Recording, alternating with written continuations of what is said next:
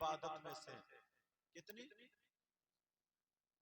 अल्लाह के रसूल सल्लल्लाहु ताला अलैहि वसल्लम इरशाद फरमाते हैं, खम्सुम मिनल इबादा क़िल्लतुत तआम वल क़ुऊद फिल मस्जिद वन नज़्रु इलल काबा वन नज़्रु इलल मुस्हफ वन नज़्रु इलल आलिम। आका फरमाते हैं 5 चीजें इबादत में से हैं। नंबर 1 क़िल्लतुत तआम, कम खाना इबादत। सुभान अल्लाह। बात सोचता होगा सब कुछ हो जाएगा, यही नहीं होगा। कम खाना इबादत। और अपना क्या हाल है? किसी के वलीमे में जाते हो, अमल करते हो, डोंगे पे डोंगा सड़ा रहती है। बास चेहरा ऊपर को उठा के नहीं देखता, इतनी बुरी तरीके से डटा रहता है, घंटों में उसका पेट नहीं भरता। अल्लाह बरकत दे। नबी फरमाते वल क़ुऊद फिल मस्जिद, मस्जिद में बैठना इबादत। क्या बोलो? मस्जिद में बैठना इबादत। जाते हो मस्जिद?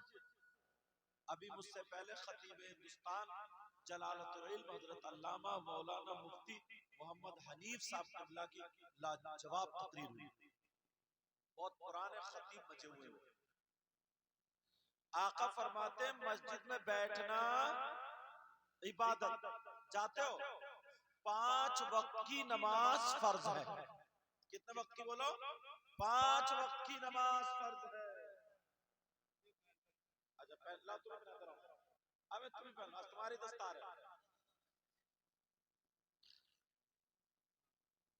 पता नहीं किस मोहब्बत से लाया, थोड़ा सा रख के ले रहे हो, आएगा तो है। देखो किसी को हकीर मत समझो, पता नहीं कौन कैसा हो।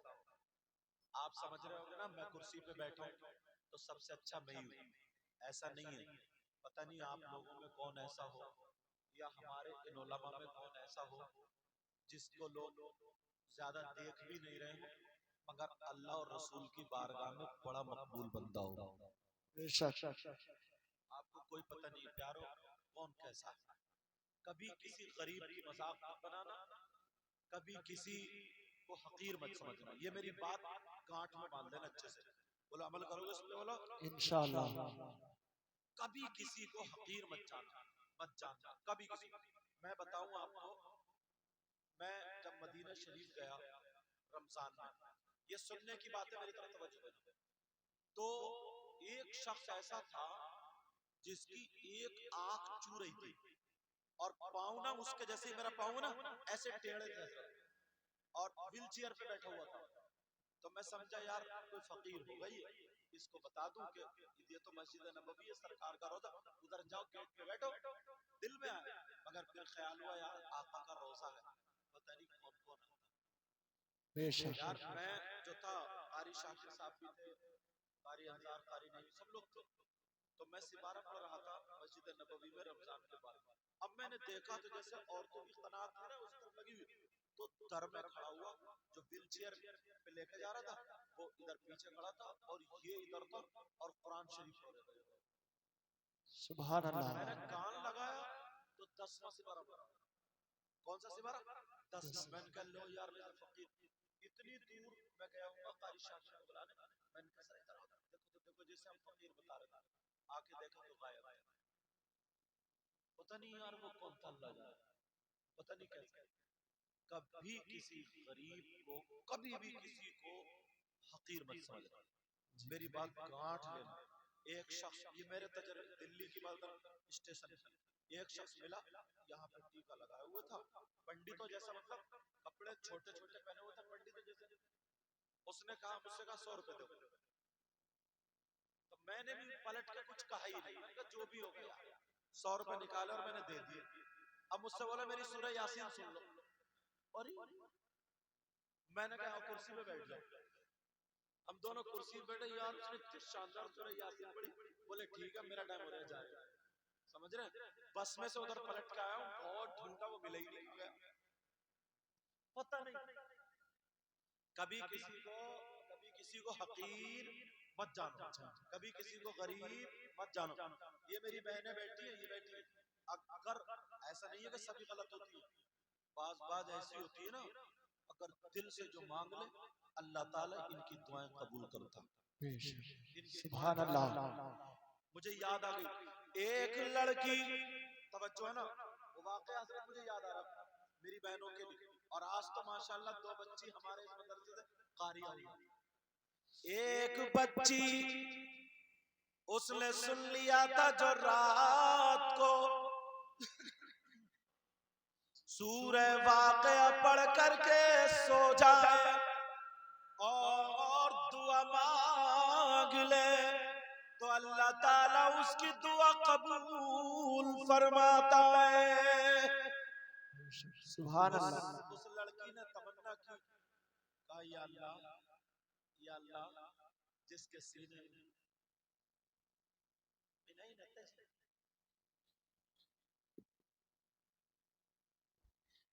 कहां से आ रहे हैं? सऊदी अरब से आ रहे हैं क्या? ये माँ का असर होता है। माँ अगर अच्छी हो ना तो बच्चे भी अच्छे हो, और माँ अगर परकटी हो, 40 साल की अम्मा हो गई और इतनी लेपा पोती और ऐसी डेंटिंग पेंटिंग, ऐसे लगेगी जैसे मेंढक, जैसे रीछ को भालू को कपड़े में। जब माँ अच्छी होती है तो बच्चे ऐसे ही होते हैं। जब माँ अच्छी होती है, मैं सोच रहा हूँ मैं अंदर को ना जाऊं, मगर बात निकल आती है। अब वो लड़की रोजाना सूरह वाक़या पढ़ दुआ मांगती थी। उसने तमन्ना दिल में आरज़ू की, उसने कहा किसी घर में अगर कुरान होता है तो उसमें बरकतें होती है, किसी कपड़े में अगर कुरान होता है तो लोग उसे चूमते हैं। जिस सीने में कुरान होगा, हाफिज कुरान होगा, वो दुआ मांगती थी या अल्लाह मेरी शादी हो ना तो किसी हाफिज कुरान से। सुभान अल्लाह। उसकी तमन्ना क्या थी? उसकी तमन्ना क्या थी? कि उसकी दुआ, तमन्ना, आरज़ू ये थी कि उसका रिश्ता हो तो किसी हाफिज कुरान से। अल्लाह अल्लाह, वो लड़की दुआ कर रही है, पढ़ती चली जा रही है, जवान है, बड़ी हो गई। कुछ दिनों के बाद उसके घर रिश्ता आया, मगर हाफिज कुरान नहीं था, नमाज पढ़ने वाला था, शरीयत का पाबंद था। अल्लाह अल्लाह, बाप ने कहा बेटी रिश्ता आया है, बोलो क्या इरादा है? लड़का अच्छा है, मुझे पसंद है, देखने भालने में भी अच्छा है, चेहरे पे दाढ़ी है, नमाज पढ़ता है, बेटी बोलो। लेकिन इतनी शर्मीली लड़की, इतनी शर्मीली बाहया लड़की बाप के सामने नजरें झुका करके कहने लगी अब्बा जान जैसे आपकी मर्जी, जो आपको पसंद वो मुझे पसंद। सुभान अल्लाह। अल्लाह बरकतें फरमाए। मगर दिल में तमन्ना ये दुआएं मांगती थी कोई हाफिज कुरान, क्या हो? बोलो हाफिज कुरान हो। दिल में यही तमन्ना, यही आरज़ू कोई हाफिज कुरान हो, मगर रिश्ता ऐसा हो गया जो हाफिज कुरान नहीं। अब लड़की सोचने लगी कुरान तो गलत हो नहीं सकता, मगर मेरी दुआ कबूल क्यों नहीं हो रही? मैंने तो दुआ मांगी, दुआ कबूल क्यों नहीं हो रही है? अब इधर वो लड़की परेशान थी, मगर क्या करे, शादी हो गई, बारात आ गई, निकाह हो गया, रुखसती हो गई, वो लड़की अपने शौहर के घर चली गई, मगर दिल उसका मायूस था और वो कह रही थी मौला मौला मुझसे कौन सी गलती ऐसी हुई है जिससे तू नाराज से, ऐ अल्लाह मेरी दुआ कबूल नहीं हुई। कुरान तो सच्चा है, कुरान का एक एक लफ्ज सच्चा है, मगर दुआ कबूल क्यों नहीं हुई? वो लड़की सी शशोपन में थी, इजाजत दे दी, निकाह हो गया, रुखसत हो करके अपने शौहर के घर चली गई। जैसे ही शौहर के घर गई, अल्लाह, अब उठक बैठक नहीं, जरा तवज्जो सुन लो। जैसे ही लड़की शौहर के घर गई, रात को जब शौहर आया तो बीबी का चेहरा थोड़ा उदास, बीबी मायूस। शौहर ने कहा, आपका चेहरा उदास है, आप मायूस हैं, क्या आप खुश नहीं है मेरे घर से? क्या मुझसे शादी करके राजी नहीं? बीबी कहने लगी, ओ मेरे सरताज, मैं राजी तो हूं, और मैंने इजाजत दी है तभी निकाह हुआ, तो फिर मायूस क्यों? का सर से लेके पैर तक मेरी शादी हो गई, अब मैं तुम्हारे हवाले, मगर दिल में जो बात थी वो भी नहीं छुपाऊंगी। का क्या बात थी? का बात ये थी, 3 साल से तकरीबन मैं ये दुआ मांग रही थी और कहती थी, ये अल्लाह, अगर मेरी शादी हो तो किसी हाफिज कुरान से हो, अगर मेरा रिश्ता हो तो किसी हाफिज कुरान से हो, मगर मैं सूरह वाक़िया पढ़ पढ़ के दुआएं तो मांग रही थी, मगर मेरी दुआ कबूल नहीं हुई। पता नहीं अल्लाह ने मेरी दुआ कबूल क्यों नहीं की, इसलिए मैं थोड़ी परेशान हूँ। अब जब लड़के ने सुना तो वो लड़का कहने लगा, ओ मेरी बीबी, परेशान मत हो, तुम मुझे मेरी किस्मत से इतनी नेक बीबी मिली हो, मगर याद रखो, तुम्हारी आरज़ू को, तुम्हारी तमन्ना को, तुम्हारी दुआ को इंशाअल्लाह मैं पूरा करूंगा। कहा, वो कैसे? कहा, सुनो, तुम्हारी तमन्ना ये थी, अगर कोई मुझे हाथ लगाए, मेरा शौहर हो, तो वो हाफिज कुरान हो।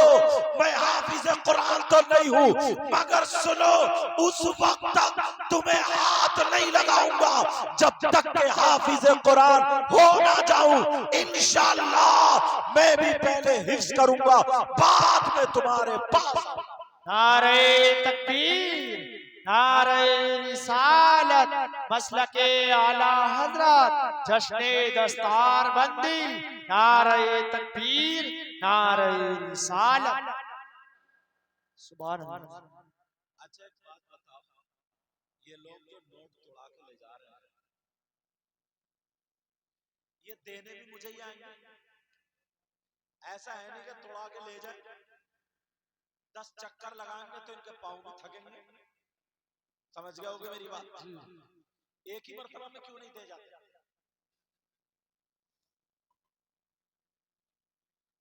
कह रहे हैं आने जाने में नेकी ज्यादा मिलेगी, और अगर नियत अगर दिखावे की हुई तो नेकी कुछ भी नहीं मिलेगा। जी, समझे? एक ही मरतबा में दे दो चुपके से, ताकि मैं भी डिस्टर्ब नहीं हूं और तुम भी डिस्टर्ब नहीं हो। लेकिन चलो, अब मुझे इधर तोड़ाने नहीं आएंगे, या तो देने ही नहीं आएंगे, तोड़ाने नहीं आएंगे, या तो मेरा नुकसान या फिर इनका नुकसान। किसी को तो झेलना पड़ेगा ही तकरीर करने सुनाने के लिए। अब वो शौहर कहने लगा, ओ मेरी बीबी सुनो, जब तक मैं तुम्हारे पास नहीं आऊंगा, हाफिज कुरान ना हो जाऊं। बोली, हिफ्ज करना लोहे के चने चावना है, मामूली बात नहीं है। ये बात इनकी समझ में आई? कहा, मामूली बात नहीं है। कहा, लेकिन तुम्हें मेरा साथ देना पड़ेगा। कैसे? कहा, मेरे घर की मेरी बहनें तुम्हें खा जाएंगी, मेरी माँ तुम्हें टॉर्चर करेगी, मोहल्ले वाली तुम्हें इल्जाम देंगी, गांव में तुम्हारी बदनामी उड़ जाएगी, मैं सुबह को गायब हो जाऊंगा, जब हाफिज बन जाऊंगा तो आ जाऊंगा।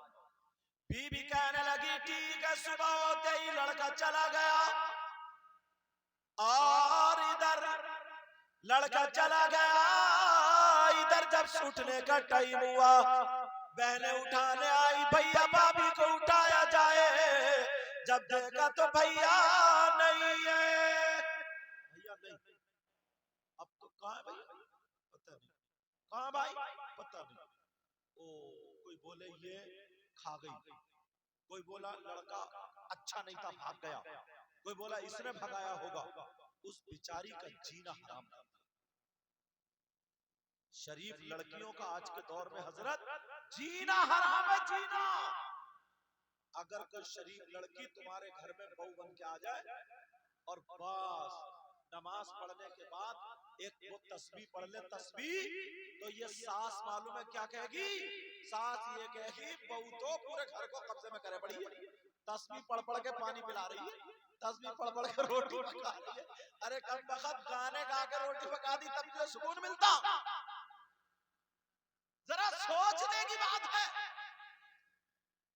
और इत्तेफाक से बाई चांस अगर उसके शौहर ने उसका कहना मान लिया, फिर तो बात बोली देखो चल गया जादू। ये अम्मा टम्मा क्या कहती है? बोली चल गया जादू, हो गया काम, तू तो गुलाम बन गया, गुलाम।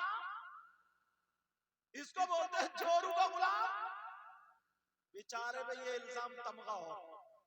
मगर सुनो अच्छी बहू घर में लाओ, अच्छी लड़कियां लाओ। यार ये जो दो बच्चियां कारी हुई है, ओ बच्चों ये बेटा बात नहीं, ये दो बच्चियां कारी हुई है, अब अल्लाह ना करे इनके शौहर की तबीयत खराब हो, भाई की तबीयत खराब हो, माँ की या बाप की या बच्चों की, तो इन्हें क्या याद आएगा? जिसको जो याद होता इन्हें कुरान याद आएगा। ये कुरान ढूंढेंगे कौन सी आयत है जिससे मेरा बच्चा रोता हुआ चुप जाए, कौन सी आयत है जिससे मेरे शौहर का काम चल पड़े, कौन सी आयत है जिसमें मेरे शौहर के पांवों का दर्द ठीक हो जाए। मालूम है कुरान तो पूरा एक मेडिकल है। और जब वो जो चुटिया कटा कटा के जो घूम रही है, फैशनीले कपड़े पहना कर वो आएगी तो वो यही ढूंढेगी, कहेगी ऐसा करो 2000 दे दियो मुझे ब्यूटी पार्लर पे जाना। ये ब्यूटी पार्लर ढूंढेगी, मगर वो लड़की कुरान ढूंढेगी। अब सुबह को जब आंख खुली सारी औरतें उसको पकड़ के बैठ गई, बताओ हमारा बेटा का, हमारा भैया का। बेचारी रो रही है, कोई बोली इसे मार दो, खाना मत दो, पानी मत दो। बेचारी पे बड़ा जुल्म किया जा रहा है। मगर वो रात को रो रो करके कभी सूरह नूर पढ़ रही है, कभी सूरह त्वाहा पढ़ रही है, कभी सूरह वाक़िया पढ़ रही है, और पढ़ पढ़ के दुआएं कर रही, ऐ अल्लाह मेरे शौहर की उम्र में बरकतें देना, ऐ अल्लाह और उसे हाफिज कुरान बना। उधर शौहर दूर चला गया, एक मदरसे में पहुंचा, कहने लगा कारी साहब। बोले जी, अस्सलाम वालेकुम। बोले कैसे हो? बोले हिफ्ज करना है, हिफ्ज। तो कारी साहब ने ऊपर से नीचे को, नीचे को पढ़ देगा। बोले थोड़े जल्दी आ गया यार तुम, अभी से क्या क्या होगा हिफ्ज, और 10-20 साल रुक लो, कब्र में ही कर लियो। बोले नहीं कारी साहब मामला बहुत गहरा है, हिफ्ज करना है, हिफ्ज। ये बताओ कितने दिनों में? ऐसे ऐसे मामला। बोले अच्छा गोटी अटक गई है? बोले जी। बोले अगर मेरे पास रहोगे, मदरसे में रहोगे, पिटाई झेलोगे तो 3 साल में। बोले 3 साल में तो मेरी बीवी को खा जाएंगे सब लोग, बेचारी को घर से भगा देंगे। 3 दिन जीना मुश्किल है, लेकिन 3 साल कैसे? अल्लाह अल्लाह का जाओ, वहां चले जाओ, दूसरे मदरसे में पहुंचा। एक कारी साहब का बड़ा नाम था, बच्चों को बहुत पीटते थे। और याद रखो, जो कारी साहब अगर बच्चों को पीटे, उनकी दुश्मनी नहीं है, उनके अंदर जरूर कोई ना कोई क्वालिटी है। ये याद रखियो मेरी। पीटने वाला दुश्मन नहीं, दोस्त होता है, वो दोस्त होता है। चले गए उनके पास, बोले कितने दिन में? बोले 2 साल में। एक के पास और गए, कितने दिन में? बोले 1 साल में। 3 दिन गुजर गए, इधर बीबी को बेचारी को ताने दिए जा रहे हैं, लानतें दी जा रही है, खाना नहीं दिया जा रहा, पानी कुत्तों की तरह दिया जा रहा। उस गरीब ने क्या बिगाड़ा था? एक दुआएं मांग ली थी, अल्लाह मेरी शादी हाफिज कुरान से हो। लेकिन रात को रो रो करके ये बीबी अपने शौहर के लिए दुआएं कर रही है, अपने शौहर के लिए दुआएं मांग रही है, कह रही है या अल्लाह मेरे शौहर को हाफिज कुरान बना दे और मेरे शौहर की उम्र में और इज्जत में बरकतें अता फरमा दे। ये बीबी दुआएं मांग रही है। लेकिन सुनो, जब 3 दिन गुजर जाते हैं, एक रास्ते में फकीर मिल गया जिसकी दाढ़ी सनी हुई थी, धूल में सनी हुई थी, चेहरा भी अटा हुआ था। वो फकीर मिल जाता है और मिलने के बाद कहता है ओ नए दूल्हा, क्या हाफिज कुरान बनना चाहते हो? कहा तुम्हें कैसे पता कि मैं हाफिज कुरान बनना चाहता हूँ? कहा मुझे ये भी पता है कि तुम कहां से आए हो। जब इतना कहा, वो हाफिज कुरान बनना चाहता है। अब वो कहने लगा, हाँ बाबा मुझे हाफिज कुरान बनना है, हाँ बाबा मुझे हाफिज कुरान बनना है। जब इतना कहा, जाओ यहाँ से 17 किलोमीटर की दूरी पर एक खानकाह है, वहां पर एक अल्लाह के वली है जिनका नाम अब्दुल कादिर जिलानी है, गौसे पाक है। जाओ उनकी बारगाह में चले जाओ, वहां पर जाकर के अपनी फरियाद रख दो, हाफिज कुरान हो जाओगे। अब इसने जब देखा बेचारा पैदल चला जाता है, चलता चला जाता है, 17 किलोमीटर की दूरी पर जब बगदाद में पहुंचता है, बड़े पीर की खानकाह में पहुंचा, अब्दुल कादिर जिलानी की खानकाह में पहुंचा। इधर पहुंचना था, उधर बड़े पीर कहते हैं ओ नए दूल्हा जरा इधर आ जाओ। सुभान अल्लाह, सुभान अल्लाह, सुभान अल्लाह। इधर आ जाओ। जब देखा तो ये भी चक्कर में पड़ गया, वहां भी नए दूल्हा, इधर भी नए दूल्हा। पहले ये कहता था, अल्लाह बरकतें फरमाए, पहले ये कहता था कितने दिनों में बन जाऊंगा, अब बड़े पीर कह रहा कितने दिनों में हाफिज बनोगे? तो यार यहाँ तो उल्टा लग रहा, उस्ताद पकड़े, मगर क्या पता था बेटा आज वलियों के सरदार के पास आ गया तू। बेशक, सुभान अल्लाह, सुभान अल्लाह। जब कहा कितने दिनों में बनोगे, कहने लगा हुजूर 6 महीने में। बड़े पीर बोले 6 महीने में? और कम करो, आ जाओ, और कम करो। अल्लाह बरकत दे। कहा 6 महीने में। बड़े पीर बोले कम करो। अब तो कहने लगा यार यहाँ तो मामला कर रही है, कहने लगा हुजूर 3 महीने में। बड़े पीर बोले और कम करो। कहने लगा हुजूर 1.5 महीने में। अब इसका दिल धड़कने लगा, यार इतना याद कैसे करूंगा, बहुत पिटाई होगी। कहने लगा सरकार 1.5 महीने में। कहा नहीं और कम करो। हुजूर 30 सिपारे होते हैं, 30। बड़े पीर बोले पता है 30 होते हैं। कहा हुजूर 1 महीने में। चलो रोजाना 1 पारा कैसे याद होगा, मगर दुआ करिए 1 पारा। बड़े पीर बोले अपनी ज्यादा और कम करो। वो कहने लगा सरकार अब क्या होगा, एक महीना कम है। जी यार बड़े फंस गए आज, लग रहा तगड़ी पिटा को, क्या पता था फंसे नहीं है, यहाँ फांस निकाली जाएगी। जी कहने लगा सरकार 15 दिन में। बड़े पीर बोले अभी भी ज्यादा कम करो। अब तो सर को जाने लगा, 15 दिन भी है, ज्यादा लग रहा है। इन्होंने दिल में कहा, इन्होंने कितने दिन में कर लिया होगा? कहा 15 दिन। बड़े पीर बोले ज्यादा कम करो। कहने लगा सरकार 7 दिन। बड़े पीर बोले नहीं ज्यादा कम करो। कहने लगा सरकार 3 दिन। उधर उसकी किस्मत जाग रही थी। बड़े पीर बोले अरे 7 4 5 3 खत्म करो, दिनों को हटा दो, अब दिन में नहीं करोगे। जाओ नमाज का टाइम हो रहा, जल्दी से वुजू बना के आओ, मेरे पीछे नमाज अदा कर लो, नमाज पढ़ लो। मैं दैनी तरफ को सलाम फेरूंगा, तुम 15 पारोगे हाफिज कुरान हो जाओगे। मैं बाई तरफ को फेरूंगा, 15 पारोगे हाफिज कुरान हो जाओगे। जल्दी जल्दी से गया, वुजू बना करके आया, बड़े पीर के पीछे उसने नमाज पढ़ी और जब सलाम फेरा दाहिनी तरफ को बाईं तरफ को तो बोले क्या हाल है?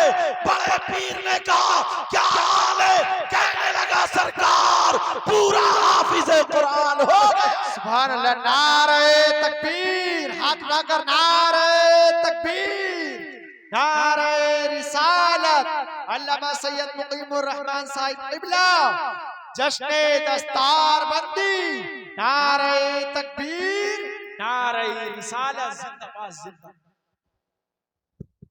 अब जब हाफिज कुरान हो गया, कहा जाओ तुम्हारी बीवी घर पे तुम्हारा इंतजार कर रही है। सुभान अल्लाह। मगर जब चला तो सुनने की बात जो आई है मेरी बहनों की भी भाइयों की भी, जब वो चला तो बड़े पीर ने कहा सुनो हाफिज तो हो गए हो मगर ये तुम्हारा कमाल नहीं है। मैंने तुम्हें इतनी जल्दी जो हाफिज कुरान बनाया ये तुम्हारा कमाल नहीं, ये तुम्हारी बीबी का कमाल है। कहा कैसे? कहा जाओ घर जा करके देखो तुम्हारी बीबी रात को मुसल्ले पे बैठ करके रो रो करके सूरह वाक़िया पढ़ के और दुआएं कर रही है, मांग रही है। कभी मेरी दादी सैयदा फातिमा का वास्ता देती है, कभी दादा हजरत अली का वास्ता देती है, कभी करबला वाले इमाम हसन हुसैन का वास्ता देती है, कभी अल्लाह वालों का वास्ता देती है, पंचतन पाक का वास्ता देती है। कसम है रब्बे सुल जलाल की, मैं अब्दुल कादिर जिलानी तुम्हारी बीवी जब मेरे खानदान का वास्ता दे रही है तो ये तुम्हारा कमाल नहीं, ये तुम्हारी बीवी की दुआओं का कमाल। सुभान अल्लाह, नारे तकबीर, नारे रिसालत, जश्ने दस्तार बंदी, नारे तकबीर, नारे रिसालत। सुभान अल्लाह, सुभान अल्लाह। समझ में आ गई बात? ये किसका कमाल है बोलो? ये बीबी की दुआओं का कमाल। याद रखना अल्लाह ये सैयदना हुजूर गौसे पाक और एक अल्लाह के वली और उनसे भी ऐसे करामत रिवायत है, लेकिन सीरत गौसे पाक पढ़ोगे तो उसमें मिलेगी ये बात। अब सुनो, अगर बीबी अच्छी हो तो बच्चों पे असर पड़ता है। बेशक। अभी देखा एक छोटा सा बच्चा, एक देखी छोटी सी बच्ची, छोटी छोटी बच्ची इसकाफ बांधे हुए। अब जो बच्ची है यहाँ से कारिया हुई है, आलिमा होंगी इंशाल्लाह, मुझे लगता है ऊला तक तो उन्होंने पढ़ी होगी, ऊला में जाकर के, क्योंकि दादिया में एक साल मारिफत तजवीद और ज़ियाउल क़िरात और मारिफतुल वुक़ूफ़ वगैरह या मारिफतुल उसूल वगैरह ये पढ़ाई जाती है। उसके बाद फ़वाइद अमल किया ऊला में, तब जाकर के दस्तार तो ऊला तक, और फिर अभी ये सालिसा में, फिर राबिया में, उसके बाद मौलविया के बाद आलिमा। खुदा की कसम जो जिस मेजॉरिटी में रहता है उसको वही पसंद होता है, बोले होता नहीं होता। वो लड़की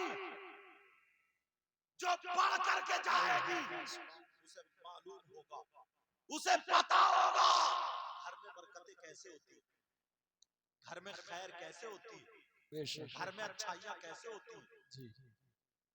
क्योंकि पूरी दुनिया के अमल एक तरफ और कुरान पाक का अमल एक तरफ। सुभान अल्लाह, सुभान अल्लाह। अगर तुम भी अपने बच्चों की शादी करो ना तो लफंगी लड़कियों से मत करिए।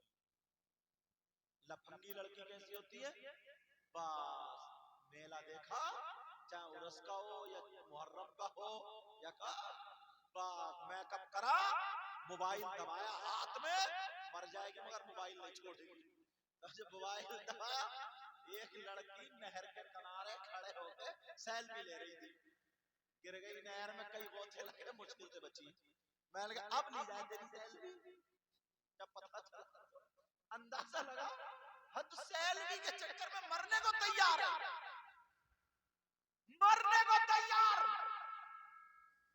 ये हालात तुम्हें दौलत में ढूंढो, रुपये पैसे मत ढूंढो, अपने बेटों के लिए, बच्चों के लिए वो लड़की ढूंढो जो नमाज पढ़ने वाली है, वो ढूंढो जो पर्दे से रहने वाली है, वो ढूंढो जो कुरान पढ़ने वाली हो। वो लड़की जहेज लाए या ना लाए, मगर सैयदा फातिमा का कल्चर जरूर लेकर के आए। सुभान अल्लाह, सुभान अल्लाह। और अगर ऐसी नहीं हुई और तुमने लफंगी कर ली, तुम्हें बुलेट मिल गई, अपाचे मिल गई, 4 पहियों की मिल गई, सोफे पे मिल गई, बैठने नहीं देगी, कहेगी ओ बुड्ढे